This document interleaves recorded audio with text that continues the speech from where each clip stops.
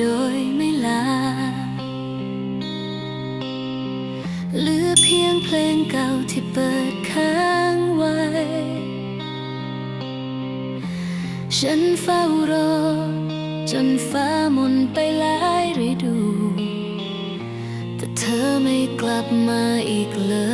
ยเธอบอกว่าเป็นเพียงผู้ผ่านมาแต่รู้ไหมเธอคือทั้งชีวิตของฉันหัวใจที่เคยยื่นให้เธอมันยังอยู่ตรงนี้ไม่เคยไปไหนนี่คือใจที่เธอไม่ต้องกา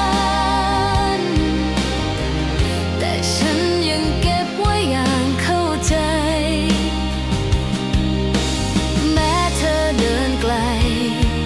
สุดสายตาเสียงเพลงของเธอยังดังในใจฉันเสมอ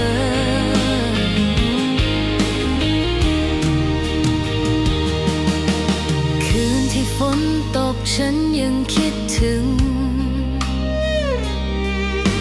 เหมือนเสียงฝนกระซิบเชื่อเธอเบาๆแม้เวลาจะลบภาพวันเก่าแต่ความรักมันไม่เคยหายไป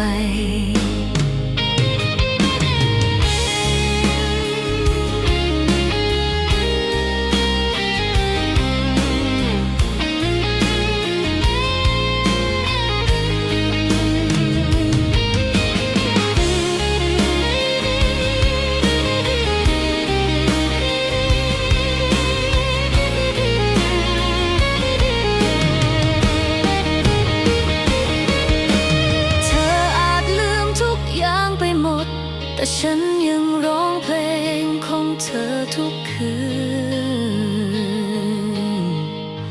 นนี่คือใจที่เธอไม่ต้องการแต่มันยังเต้นทุกครั้งที่ได้ยินเสียงลมเพราะลมพัดมา